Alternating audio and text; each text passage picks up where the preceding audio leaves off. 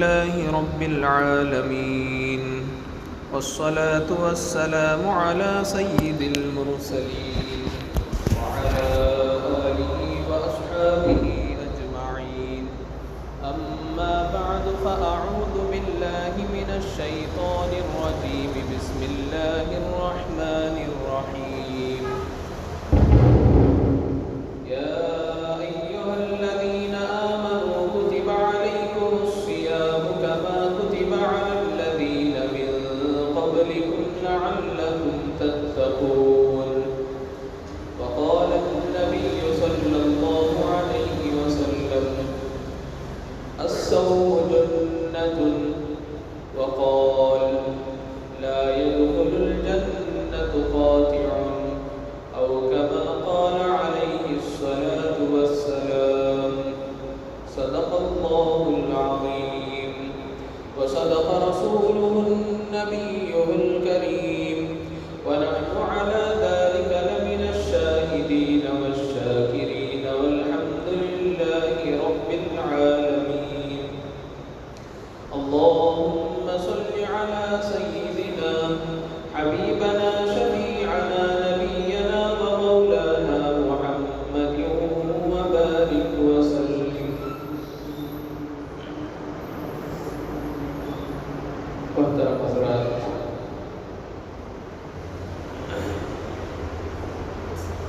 پچھلے جمعہ بات چل رہی تھی رمضان کی تیاری کے سلسلے میں. اب رمضان کی تیاری کہنے کا موقع نہ رہا، کیونکہ اب رمضان بالکل قریب ہے. اب ہم رمضان میں داخل ہونے والے ہیں. اس سے قبل کہ ہم رمضان میں داخل ہو جائیں، ایک چیز ہمیں جان لینا چاہیے، معلوم کر لینا چاہیے. انسان قربانیوں کے ساتھ، مجاہدے کے ساتھ، برداشت کے ساتھ روزہ رکھتا ہے، دن بھر بھوکا پیاسا رہتا ہے، کھانے سے بچتا ہے، پینے سے بچتا ہے، شہوت سے بچتا ہے، خواہشات سے بچتا ہے، گناہوں سے بچتا ہے، اور بھوک پیاس کو برداشت کر کر کام کاج میں لگتا ہے. چاہے گرمی ہو، سردی ہو، ہر چیز کو برداشت کرتا ہے. لیکن بعض لوگ ایسے ہیں کہ ساری قربانیوں کے باوجود، ان سارے مجاہدوں کے باوجود اس کا روزہ رکھنا اسے کام نہیں آتا، اس کی عبادتیں اسے کام نہیں آتی، اس کی عبادتیں مقبول نہیں ہوتی، اس کا روزہ مقبول نہیں ہوتا. اللہ کے یہاں اس کا بھوکا رہنا صرف بھوکا رہنے سے ہوگا، اور ثواب کی نیت اگر وہ رکھتا ہے تو اس سے محروم ہے، ثواب نہیں ملے گا. صرف وہ بھوکا پیاسا رہنا اسی کے لیے ہے، اس سے کوئی اس کو حاصل نہیں ہے. تو بتایا چند لوگ ایسے ہیں جو بھوکے رہتے ہیں، سوائے انہیں بھوکا رہنے کے کچھ حاصل نہیں ہوتا. روزے کا ثواب حاصل نہیں ہوتا، تراویح کا ثواب حاصل نہیں ہوتا، خواہشات کو چھوڑنے کا ثواب حاصل نہیں ہوتا، قرآن مجید پڑھنے کا ثواب حاصل نہیں ہوتا، ذکر و اذکار کا ثواب حاصل نہیں ہوتا، دوسری عبادتوں اور نوافل وغیرہ کا ثواب حاصل نہیں ہوتا. بتایا وجہ یہ ہے، انسان کے بدن میں، جسم میں ایک چیز ہے، ایک لوتھڑا ہے جسے دل کہتے ہیں. اگر وہ دل درست ہے، صحیح معنوں میں کام کرتا ہے، تو اس کی عبادتوں پر اس کا اثر پڑتا ہے، دل صاف رکھنا چاہیے. رمضان سے پہلے ہمیں اس چیز کا بھی خیال رکھنا چاہیے کہ اپنے دل کی صفائی کر لیں، دل کی گندگی کے ساتھ ہماری عبادتیں قبول نہیں ہوتی. ہمیں بات بھی معلوم ہونا چاہیے کہ دل کا تعلق جسم کے ہر اعضاء سے ہوتا ہے، دماغ سے، آنکھ سے، کان سے، ناک سے، زبان سے، ہاتھ پیر، ہر چیز کا تعلق دل سے ہوتا ہے. دل صحیح ہے تو اس کے ہاتھ صحیح کام کریں گے، اس کے ہاتھ جو ہے غلط کام سے رک جائیں گے، اللہ کے حکموں پر یہ کام کرے گا۔ دل صحیح ہے تو پیر صحیح چلیں گے، اللہ کے راستے میں چلیں گے، گناہوں کے راستے سے بچیں گے۔ اور دل صحیح ہے، آنکھ صحیح دیکھیں گی، صحیح استعمال ہوگی، گناہ کی چیزیں نہیں دیکھیں گی، بیکار کی چیزیں، غلط چیزیں، گناہوں کی چیزوں سے جو ہے آنکھ بچ کر رہے گی۔ اگر دل صحیح ہے تو کان درست کام کریں گے، زبان سے صحیح الفاظ نکلیں گے۔ اگر دل درست نہیں ہے یہ سارے اعضاء گناہ میں مبتلا ہو جائیں۔ آنکھ دیکھ رہی ہے گناہ ہو رہا ہے، کان سن رہی ہے گناہ ہو رہا ہے، زبان بول رہی ہے گناہ ہو رہا ہے، ہاتھ سے استعمال گناہ کر رہا ہے، پیر چل رہے ہیں گناہ کی طرف، دماغ سوچ رہا ہے گناہ کی طرف۔ گناہ کی چیزیں دماغ میں کون چیز آتی ہے؟ کیا چیز دماغ میں غلط چیزوں کو پیدا کرتی ہے؟ دل۔ جب بندہ دیکھتا ہے آنکھوں سے تو دل پر اس کا اثر ہوتا ہے، اور وہ دل جو ہے سارے اعضاء کو کشف کرتا ہے کہ تو وہ غلط کام سن، اور تو غلط چیز دیکھ، اور تو غلط بات کہہ، غلط کام کی طرف چل، غلط کام کی طرف اپنا ہاتھ بڑھا۔ دل کہتا ہے کہ دل کشف کرتا ہے اپنے سارے اعضاء۔ تو رمضان سے پہلے ہمیں جو ہے اپنی دل کی صفائی کر لینی چاہیے۔ ہم عبادت کرتے ہیں لیکن دل کی گندگی کی وجہ سے وہ عبادتیں قبول نہیں ہوتی۔ دل کے اندر نفرت ہے، بغض ہے، کینہ ہے، عبادتیں ضائع ہو گئی۔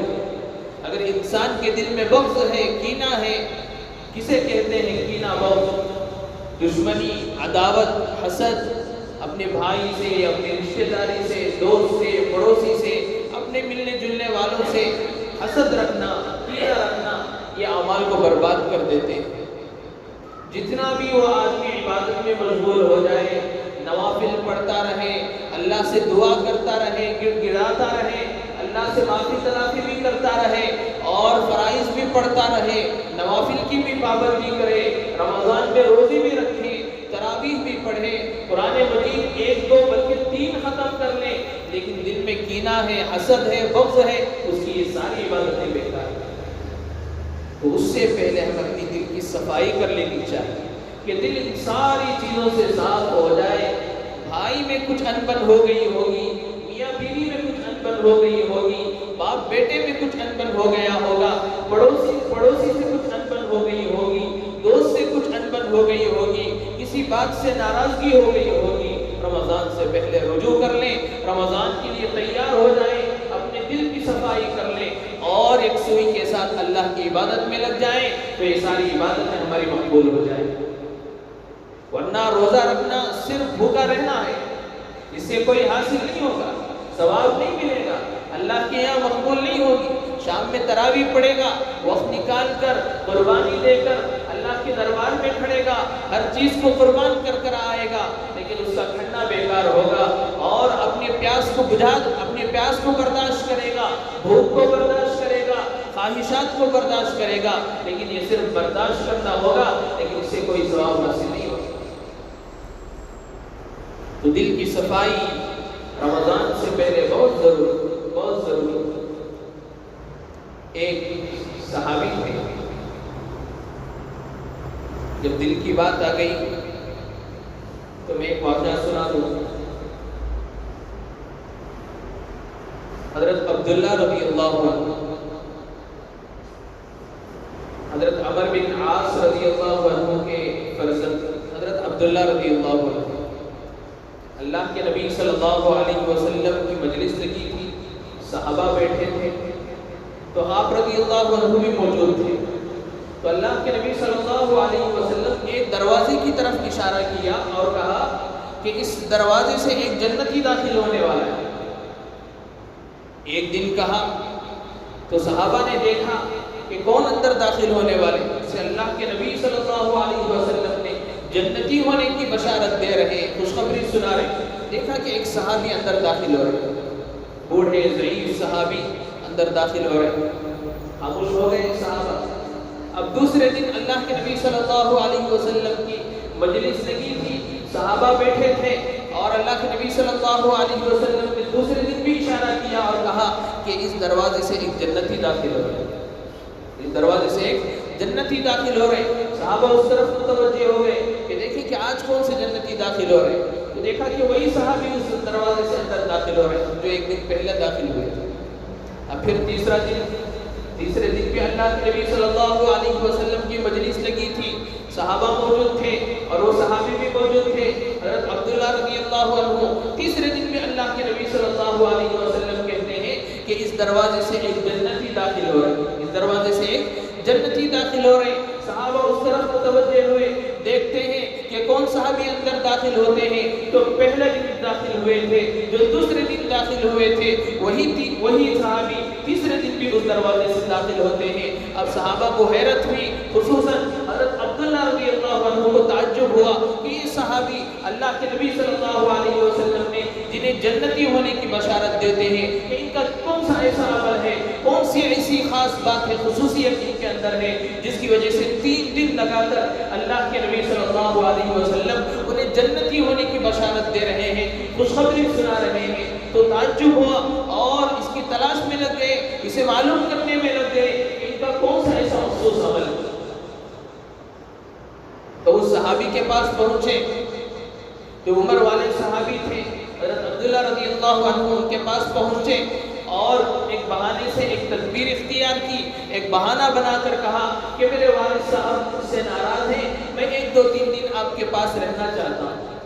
اب دیکھنا چاہ رہے کہ ان کا کون سا مخصوص عمل ہے جس کی وجہ سے اللہ کے نبی صلی اللہ علیہ وسلم نے انہیں جنت کی بشارت سنائی۔ 1 دن نہیں، 2 دن نہیں، 3 دن لگا کر اللہ کے نبی صلی اللہ علیہ وسلم انہیں جنت کی خوشخبری سنائی اور صحابہ کی مجلس لگی ہوئی۔ تو یہ صحابی حضرت عبداللہ رضی اللہ عنہ ان کے ساتھ رہنے لگے۔ پہلا دن تھا، گئے وضو سے فارغ ہوئے اور جا کر اپنے بستر میں لیٹ گئے، دعا پڑھ کر سو گئے۔ ابھی انہیں تعجب ہوا حضرت عبداللہ رضی اللہ عنہ جو اللہ والے ہوتے ہیں، جو اللہ والے ہوتے ہیں، جو جنتی ہوتے ہیں، ان کا کچھ تو خصوصی عمل ہوگا، کچھ تو ایسا عمل ہوگا جس کی وجہ سے اللہ کے نبی صلی اللہ علیہ وسلم انہیں جنت کی خوشخبری سنا رہے ہیں، جنتی ہونے کی بشارت صحابہ کو سنا رہے ہیں۔ ایسے ہی اللہ کے نبی صلی اللہ علیہ وسلم کسی کو کہہ دیں کہ یہ جنتی ہے، ایسا تو نہیں ہو سکتا۔ اللہ کے نبی صلی اللہ علیہ وسلم خامخواہ کسی کو جنتی بتا نہیں سکتے، کچھ تو ان کا عمل رہا ہوگا۔ پھر دوسرے دن دیکھتے ہیں کہ صحابی کا کیا عمل ہوا۔ پہلے دن تو سو گئے تھے، دوسرے دن دیکھا کہ وضو سے فارغ ہوئے اور اپنے بستر پر آ کر لیٹے، آرام کیا، سو گئے۔ اب دوسرے دن اور زیادہ حیرت ہوئی کہ میں نے دن میں ان کے ساتھ رہا، رات میں ان کے ساتھ قیام کیا، لیکن ان کا کوئی خصوصی عمل نہیں ہے، نہ ان کے کوئی وظائف ہے، نہ ان کا کوئی ایسی عبادت ہے جو انہیں رات بھر جگائے رکھتی ہے یا اللہ کی عبادت میں مشغول کر دے۔ انہیں جنتی بنانے کے لیے کوئی ایسا مخصوص عمل ان کے پاس نہیں ہے۔ اب تعجب ہوا۔ بہرحال انہوں نے سوچا کہ اب تیسرے دن بھی ان کے ساتھ قیام کر لوں گا، تیسرے دن بھی ان کے ساتھ قیام کر لوں گا، کوئی اور عمل مل جائے گا جسے یہ بات مجھے معلوم ہو جائے گی کہ خصوصی عمل کی وجہ سے اللہ کے نبی صلی اللہ علیہ وسلم نے انہیں جنت کی بشارت دی ہے۔ اب یہ تیسرے دن بھی ان کے ساتھ آرام کرنے لگے کہ یہ تیسرے دن بھی صحابی وضو سے فارغ ہوتے ہیں اور اپنے بستر پر آ کر لیٹ جاتے ہیں، آرام کرتے ہیں۔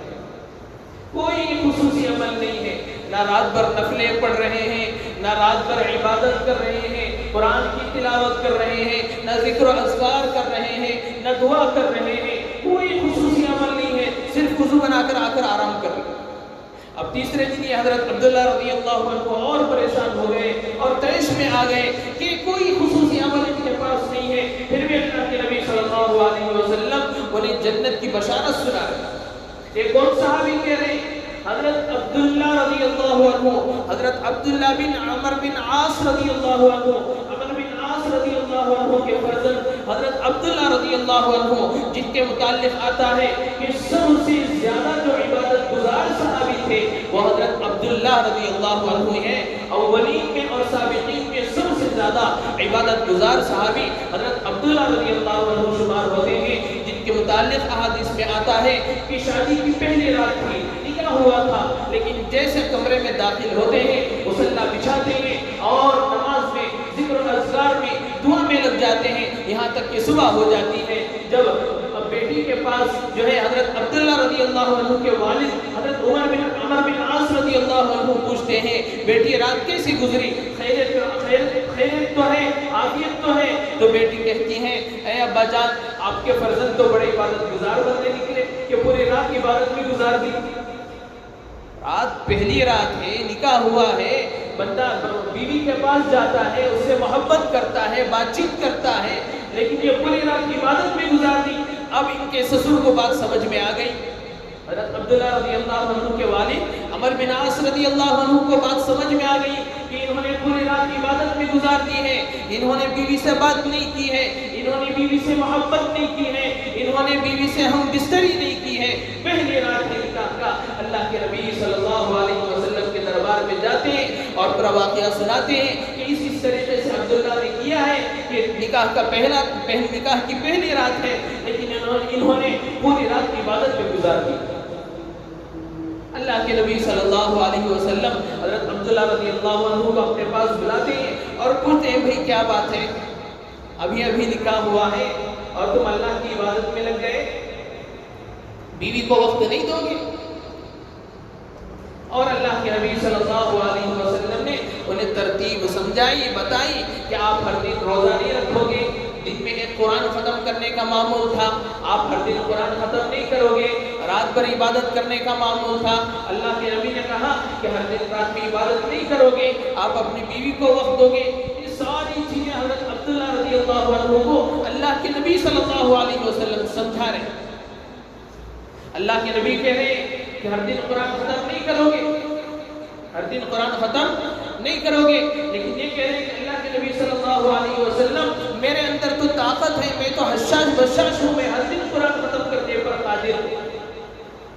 پھر بھی اللہ کے نبی صلی اللہ علیہ وسلم نے ان سے کہا کہ آپ ہر دن قرآن ختم نہیں کرو گے، آپ 3 دن میں ایک قرآن ختم کرو گے، اور ہر دن روزہ رکھنے کا معمول تھا۔ اب روزے کی حالت میں کسی بیوی سے اپنی بیوی سے مل تو نہیں سکتا، ملاقات تو نہیں کر سکتا، روزہ ٹوٹ جاتا ہے۔ اللہ کے نبی صلی اللہ علیہ وسلم نے کہا آپ ہر دن روزہ نہیں رکھو گے، ایک دن روزہ رکھو گے، دوسرے دن روزہ نہیں رکھو گے، تیسرے دن روزہ رکھو گے، چوتھے دن روزہ نہیں رکھو گے، اور اس طریقے سے پورے مہینے کی ترتیب بتائی کہ 15 دن آپ روزہ رکھو گے اور 15 دن آپ روزہ نہیں رکھو گے۔ اس طریقے سے اپنے اعمال کو ڈیوائیڈ کیا، بتایا کہ ان طریقے سے اعمال کرنا چاہیے، ان اوقات میں یہ عمل کرنا چاہیے۔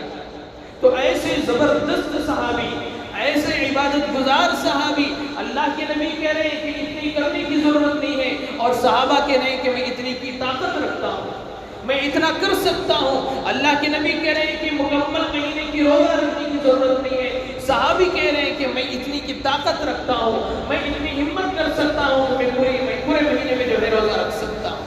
اللہ کے نبی صلی اللہ علیہ وسلم کہہ رہے ہیں کہ ہر دن قرآن شریف ختم کرنے کی ضرورت نہیں ہے، صحابی کہہ رہے ہیں کہ میں ہر دن قرآن ختم کرنے کی طاقت رکھتا ہوں۔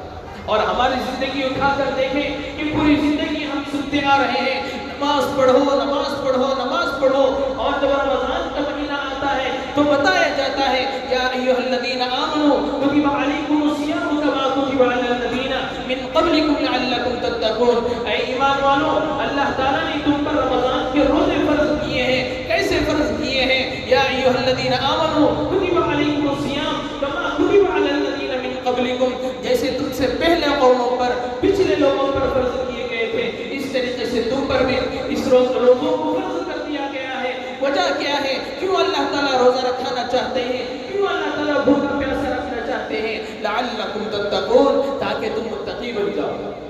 ہر سال ہمیں یہ بات بتائی جاتی ہے، ہر بار ہمیں یہ بات سمجھائی جاتی ہے، لیکن ہم کرنے کو تیار نہیں ہیں۔ ہر بار ہمیں یہ بات بتائی جاتی ہے کہ قرآن پڑھو رمضان کے مہینے میں، قرآن پڑھنے کو تیار نہیں ہے، بلکہ قرآن دیکھنے کی بھی توفیق نہیں ہوتی۔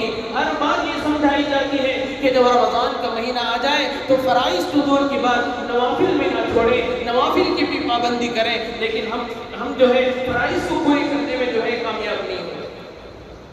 فرائض کو ٹھیک طریقے سے پورے نہیں کر سکتے۔ اگر فجر پڑھ رہے ہیں تو ظہر جو ہے سو رہے ہیں، ظہر پڑھ رہے ہیں تو عصر جو ہے خرید و فروخت میں لگا رہے ہیں، مغرب جو ہے افطاری کرتے وقت گزار رہے ہیں، عشاء جو ہے تھک کر آرام کر رہے ہیں۔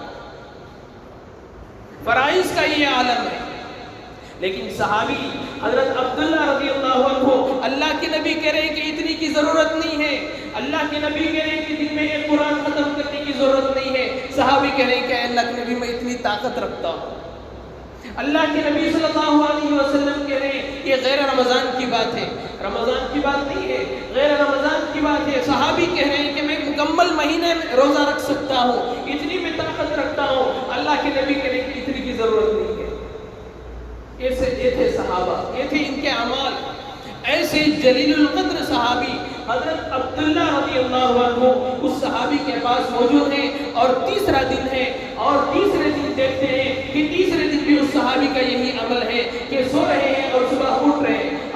ابھی جو ہے صحابی تیش میں آ گئے، غصے میں آ گئے کہ ایسے کیسے ہو سکتا ہے؟ اللہ کے نبی صلی اللہ علیہ وسلم غلط تو نہیں بتا سکتے، غلط پیشی گوئی تو نہیں کر سکتے، غلط بات بتا تو نہیں سکتے۔ یہ صحابی کو اللہ کے نبی صلی اللہ علیہ وسلم نے جنتی بتایا ہے، جنت کی بشارت دی ہے۔ اللہ کے نبی صلی اللہ علیہ وسلم نعوذ باللہ جھوٹے نہیں ہو سکتے، غلط نہیں ہو سکتے، ان کے اندر کوئی تو ضرور بات ہوگی۔ تو اللہ کے نبی صلی اللہ علیہ وسلم سے ملنے کے لیے غالباً وہاں سے نکل رہے تھے، جا رہے تھے، تو اس صحابی سے جانے سے پہلے اس صحابی سے گفتگو کی، بتایا، پوچھا کہ اے اللہ کے بندے ایسا کون سا عمل ہے جس کی وجہ سے اللہ کے نبی صلی اللہ علیہ وسلم نے تمہیں جنت ہی بتایا ہے، جنت کی بشارت دی ہے؟ پہلے دن جب دروازے سے داخل ہوئے اللہ کے نبی صلی اللہ علیہ وسلم نے کہا کہ یہ صحابی جنتی ہے۔ دوسرے دن اس دروازے سے تم نے داخلہ کیا تو اللہ کے نبی صلی اللہ علیہ وسلم نے کہا کہ یہ صحابی جنت ہے۔ تیسرے دن آپ اس دروازے سے داخل ہوئے تو اللہ کے نبی صلی اللہ علیہ وسلم نے کہا کہ یہ صحابی جنتی ہے۔ ایسا کون سا عمل ہے؟ میں 3 دن تمہارے ساتھ رہا، 3 رات میں نے قیام کیا، کوئی ایسا خصوصی عمل، خاص عمل میں نے نہیں دیکھا، کون سا ایسا عمل؟ وہ صحابی جو عمر رسیدہ تھے کہنے لگے میں تو نہیں جانتا، اللہ اور اللہ کے رسول ہی بہتر جانتے ہیں کہ کون سا عمل میرا ایسا ہے جس کی وجہ سے اللہ کے نبی صلی اللہ علیہ وسلم نے مجھے جنت ہی بتایا۔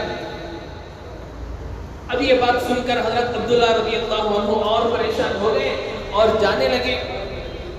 جب دروازے تک پہنچے تو وہ صحابی آواز دے کر بلائے، اے عبداللہ ادھر آ جاؤ، اے عبداللہ ادھر آ جاؤ۔ تو حضرت عبداللہ رضی اللہ عنہ واپس مڑ کر اس صحابی کے پاس آئے اور پوچھا کیا بات ہے؟ تو وہ عمر رسیدہ صحابی حضرت عبداللہ رضی اللہ عنہ سے کہنے لگے اے عبداللہ ایسا کوئی خصوصی عمل، مخصوص عمل میرا تو ہے نہیں، کوئی خصوصی عبادت ہو، خصوصی نفلی عبادت یا نفل نماز یا کوئی ایسے وظائف جسے میں ہی کر سکتا ہوں یا کوئی اور نہیں کر سکتا، یا میں ہی جانتا ہوں کوئی اور نہیں جان سکتا، ایسا کوئی عمل میرا خاص نہیں ہے۔ لیکن ہاں ایک چیز میری بات ہے، ایک چیز میرے پاس ہے، ایک چیز میرے پاس ہے کہ میرا دل صاف ہے، میرا دل صاف ہے، اتنا صاف ہے کہ کوئی مجھے گالی بک دے تو میں اس کے بارے میں بھی غلط نہیں سوچتا، کوئی میرے بارے میں برا کہے تو میں اسے برا نہیں کہتا، بلکہ میرے دل میں اس کا تصور بھی نہیں آتا کہ فلاں شخص نے مجھے برا کیا ہے، نہ میرے بھائی سے میری کوئی انبن ہے، نہ میرے پڑوسی سے میرا دل جو ہے، میرے دل میں کوئی نفرت ہے، یا میری بیوی سے یا میرے ملنے والوں سے جلنے والوں سے کسی سے میرے دل میں غلط خیالات نہیں ہے، غلط بات نہیں ہے۔ تو حضرت عبداللہ رضی اللہ عنہ چلا کر کہنے لگے اے اللہ کے بندے یہی بات تو اصل ہے، یہی بات تو اصل ہے۔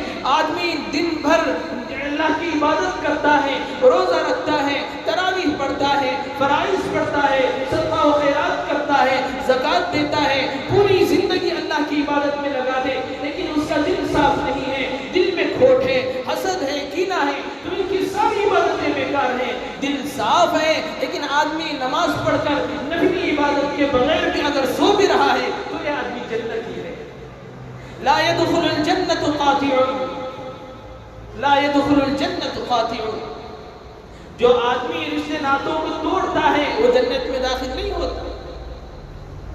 دل میں حسد ہے، کینہ ہے کہ بھائی بھائی سے ملا ہوا نہیں ہے، باپ بیٹے سے ملا ہوا نہیں ہے، میاں بیوی کے اندر نفرت ہے، ان نفرتوں کے ساتھ روزہ رکھنا کیا کام دے گا؟ ان نفرتوں کے ساتھ عبادت کرنا کیا کام دے گا؟ ان نفرتوں کے ساتھ بھوکا رہنا کیا کام دے گا؟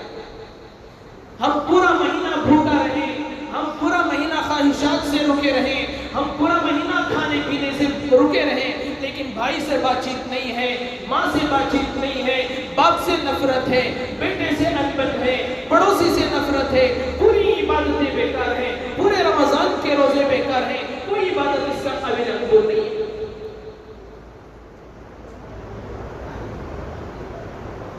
حضرت عبداللہ رضی اللہ عنہ اس صحابی سے کہنے لگے کہ یہی تو بات تمہارے اندر ہے جس کی وجہ سے اللہ کے نبی صلی اللہ علیہ وسلم نے تمہیں جنت کی بشارت سنا دی کہ تمہارا دل صاف ہے، جس کی وجہ سے جنت میں جانا تمہارا طے ہے۔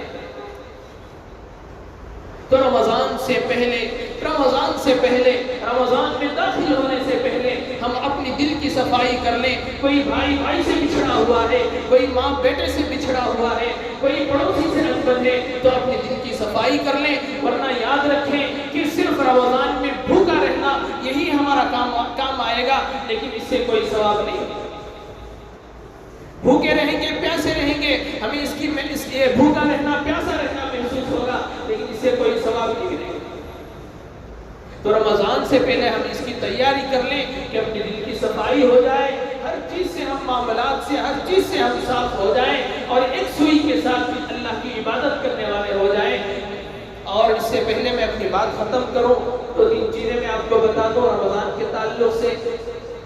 اکثروں کے دل میں یہ بات ہوتی ہے کہ میں شوگر پیشنٹ ہوں، یا میں دوائی لیتا ہوں، انجیکشن لیتا ہوں، جس کی وجہ سے میں روزہ نہیں رکھ سکتا۔ تو یہ 2-3 مسائل ہیں، سن لیں۔ آدمی روزے کی حالت میں انجیکشن لے سکتا ہے، آدمی روزے کی حالت میں گلوکوز لے سکتا ہے، اس سے روزہ نہیں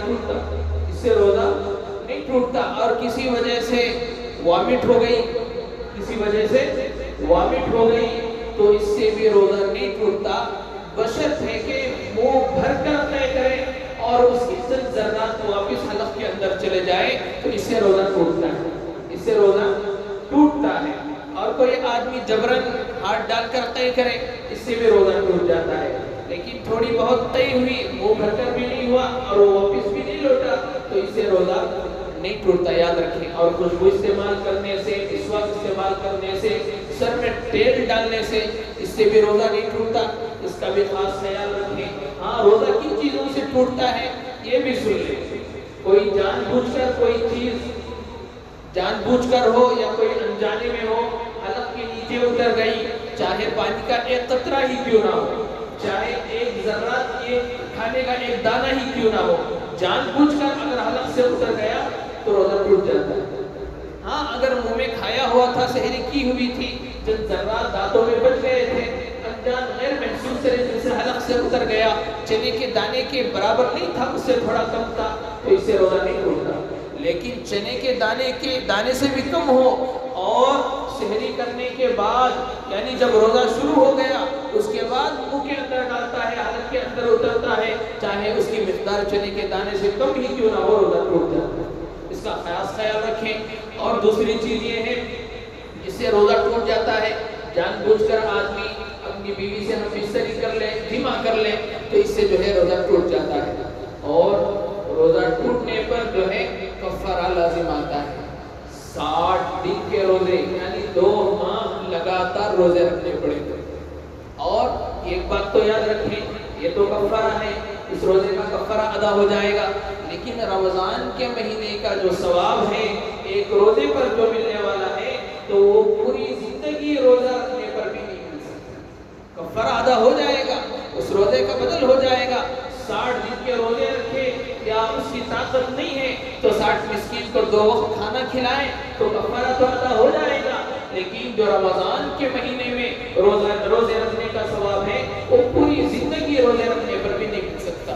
اس کے علاوہ بھی بہت سارے مسائل ہوں گے رمضان کے تعلق سے کہ آپ کے ذہنوں میں بھی بات ہوگی کہ اس سے روزہ رکھ سکتے ہیں یا نہیں رکھ سکتے، یا ان چیزوں سے روزہ ٹوٹ جائے گا یا نہیں ٹوٹ جائے گا۔ اگر آپ کے ذہنوں میں ہے تو بعد میں پوچھ سکتے ہیں، انشاءاللہ آپ کو کو بتایا جائے گا۔